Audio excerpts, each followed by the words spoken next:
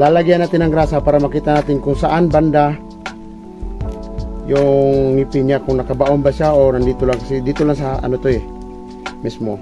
So kukuha tayo ng grasa, lalagyan natin para makikita natin yung thickness niya, kung saan pumapasok ba yung lubricant ng oil niya. So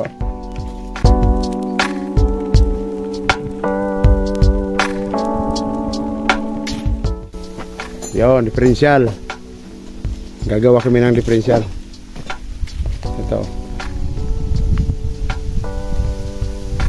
So ipapakita ko sa inyo kung paano mag-setting ng differential para magkaroon din kayo ng idea.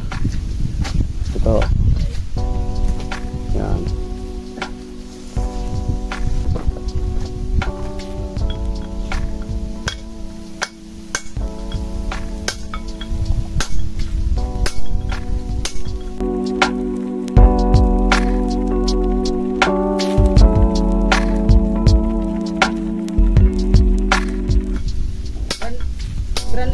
Grande may pangutan na to para jowa. Buka to.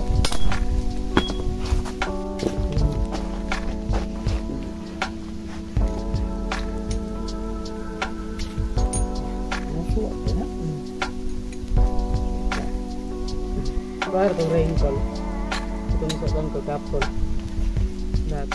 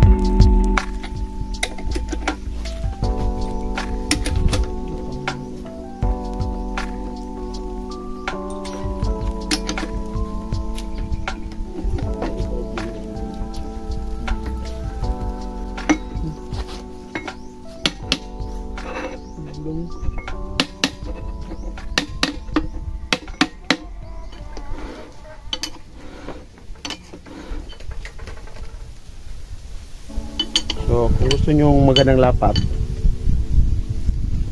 ito higpitan maigi ron sa pinyon nya. Itulak nyo muna ito papunta ron sa pinyon. Pag mahigpit na siya, mamaya tingnan mo, higpitan nyo muna. So halos hindi siya makaikot.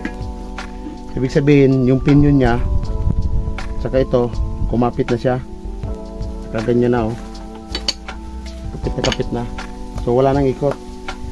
Ito halos sagad na. So ngayon higpitan nyo to, higpitan nyo. Yan, oh.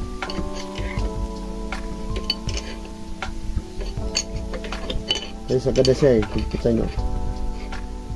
Yan. Yan, halos di makagalaw na. So puting higpit lang ito.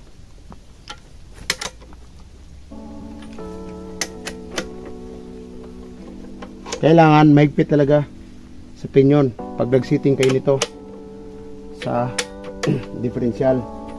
So dito yung pinyon, ito yung ano nya ang gear nya. So kailangan ilapat nyo muna. Parang ilapat nyo muna, so wala na siyang ikot. So hindi na may ikot. Ngayon sa sobrang higpitan ko pa konti, tulak si Ron, so wala na siyang galaw, wala na siyang, hindi na may ikot. Ngayon dahil hindi siya may ikot, konting simple lang, konting adjust. Yan, higpit ka rin dito, palayo rin siya kasi ito sobrang higpit siya. Ngayon ilalayo niya konti. Yan, so pag ganyan siya, dahil ito ayun ang umikot, yan, oh. Yan, higpitan ko pa.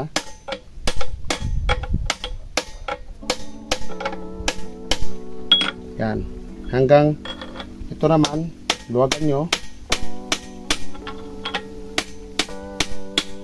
luluwagan nyo, higpitan nyo to. Yan, dadaan siyang gumagalaw pa ganyan, para ito dandahan yung maikot.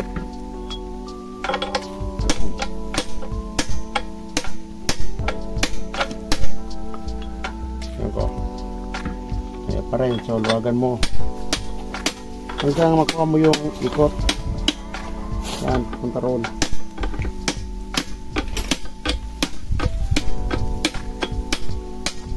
Yan, yan, oh. Yan, gumagalaw na siya. Yan. So higpitan mo muna to papunta ng pinyon. Itong sand gear na to ipalapat mo talaga. Pagkatapos ito, hayaan mo muna to. So ngayon kung hindi na makaikot, ito naman ilak mo. So hindi na siya makaikot, dandahan mong luwagan.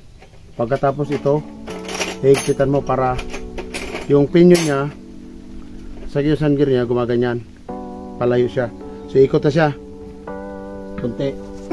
Ito naman layo mo pa konti para maganda yung lapat nya, oh. Yan, oh. So, hindi pa maganda yung lapat nya. Yan, oh. So ngayon lalagyan natin ng grasa para makita natin kung saan banda yung ngipin niya, kung nakabaon ba siya o nandito lang, kasi dito lang sa ano to, mismo. So kukuha tayo ng grasa, lalagyan natin para makikita natin yung thickness niya, kung saan pumapasok ba yung lubricant ng oil niya. So ngayon lalagyan natin ng grasa. Ito yung grasa, ikotin ko konti para magkaroon kayo ng idea nitong differential. Yan, ah.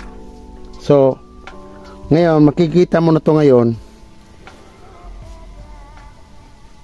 kung nakabaon ba yung ngipin niya, kasi ito tamang tama talaga sa gauge. Ito na to. So pagka maluwag naman, so higpitan natin ulit. So tara, so titingnan natin, ha. Ito, tingnan nyo. Ayun. So tumama siya.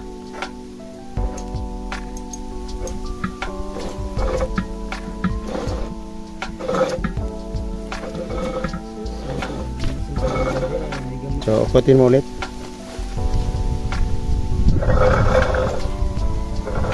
Okay. Sure na yan. Okay. So, final ko na.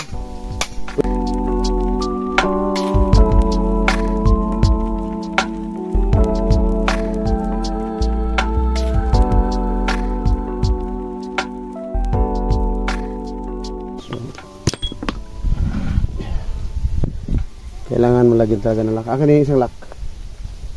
Sige.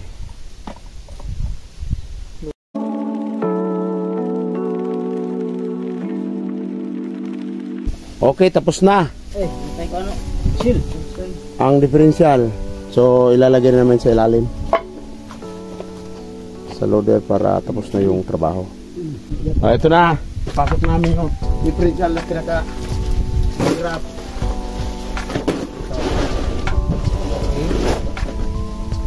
Yan. Sige.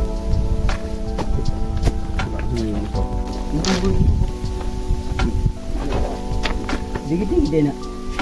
Pagpulingit niya. Alam mo saan ka?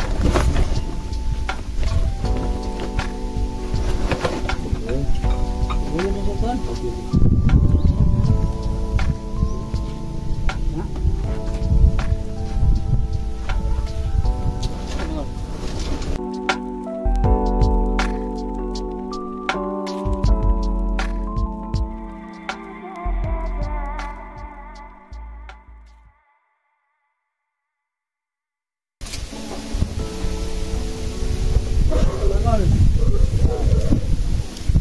Ha?